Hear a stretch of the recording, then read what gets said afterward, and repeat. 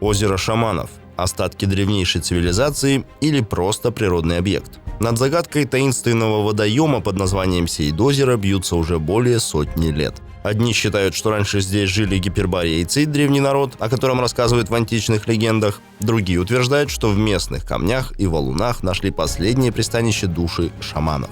Сейдозеро находится в лавазерских тундрах на Кольском полуострове. Народ Саамы особенно чтит это место, это отразилось и в названии – Сейд. В переводе саамского на русский язык означает «священный».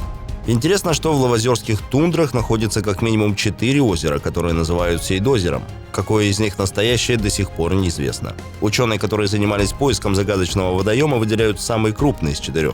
Его длина составляет 8 километров, а ширина от 1,5 до 2,5 километров. К каким выводам пришли исследователи после экспедиции на Сейдозеро? Что нашли искатели мистики в окрестностях этого водоема? И кто такой Куйва, который остался навсегда запечатлен в одной из скал у озера? На эти вопросы вы найдете ответы в нашем видео. Но прежде чем мы начнем, не забудьте подписаться на наш канал Ямал-Медиа на платформе Яндекс.Дзен. Теперь здесь будут новые выпуски о жизни на Крайнем Севере, природе Ямала, быте кочевников-оленеводов, а также удивительных и порой невообразимых фактах о нашем с вами доме – планете Земля. Переходите по ссылке в описании к этому видео и подписывайтесь. А мы начинаем. Уже несколько тысяч лет народ Саамы живет на севере Европы. Сейчас это территория современных Норвегии, Швеции, Финляндии и России. В нашей стране саамов насчитывается чуть более 1500 человек. Большинство из них проживают на Кольском полуострове в Лавазерском районе Мурманской области. Здесь же находится один из самых таинственных водоемов Заполярья – Сейдозеро. Саамы с особенным уважением относятся к нему, а туристы считают его местом силы. Первые ученые пришли на берег Сейдозеро в 1887 году. Тогда научную экспедицию возглавил геолог Вильгельм Рамсай. Ее участники составили первые географические и геологические карты Кольского полуострова. Самим же озером начали активно интересоваться с 20-х годов прошлого века. На таинственный водоем обратил внимание врач и окулист Александр Барченко.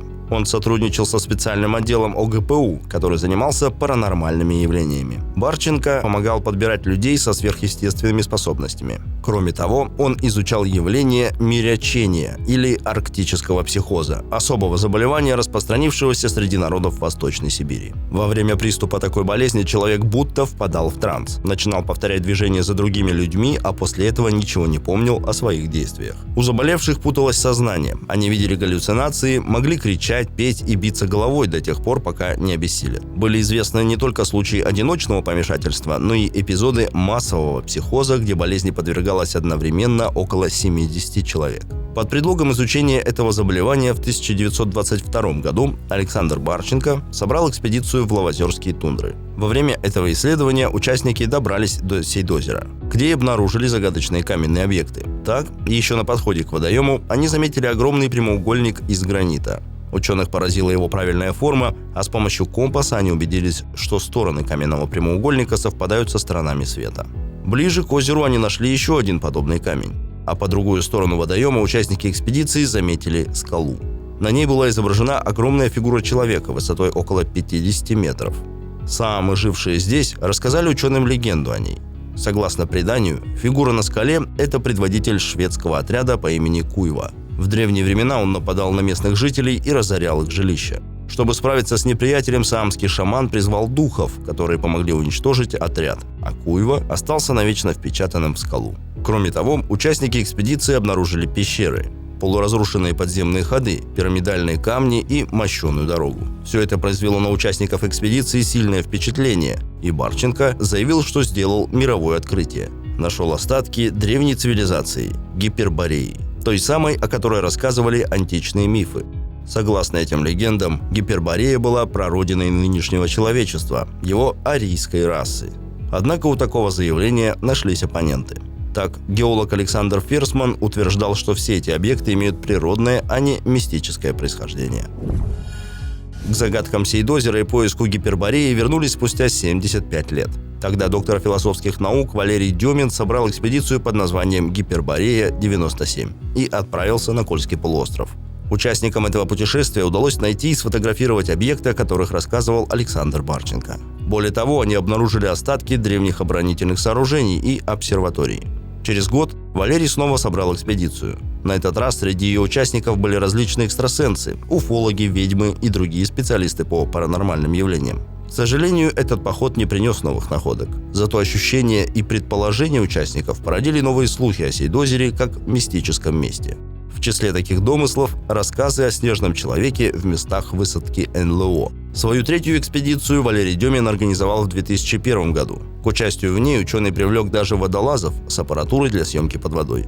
Оборудование доставляли на озеро вертолетом. На этот раз Валерий хотел проверить гипотезу о том, что другие древние памятники спрятаны на глубине водоема. Однако из-за большого количества ила снять что-либо на камеру не удалось. Все, что нашли исследователи дна, это заросшие илом колодцы диаметром около 70 сантиметров. А с помощью геофизических приборов под реликтовой поляной обнаружили пустоты пещеры и тоннели, ведущие под гору Нинчурт. Демин предположил, что это то самое подземелье, о котором говорится в саамских преданиях. Изображение человека на скале, руины древней обсерватории, ступенчатые пирамиды и древняя дорога. Все эти находки впечатлили любителей мистики настолько, что и в наши дни посещение Сейдозера остается одним из любимых туристических мест в Мурманской области. Для саамов же Сейдозеро является священным. На его берегах проводили праздники, а шаманы совершали здесь обряды. По народным преданиям считается, что белые лебеди, которые вьют здесь гнезда, это души предков, хранящие тайны озера. Здесь не рыбачат зимой, чтобы не прогневать духа и не накликать беду. А прежде чем закинуть удочку летом, нужно принести дары 3 дочерям озера. Местные жители не поощряют праздное любопытство туристов. Говорят, что не нужно беспокоить дремлющие силы. А когда путешественники жалуются, что никаких духов не встретили, местные только улыбаются и отвечают: ну и хорошо, что не встретили. Большое спасибо за просмотр. Если вам понравилось видео, поставьте лайк и подпишитесь на канал Ямал Медиа в Яндекс.Дзен, чтобы узнать больше полезного.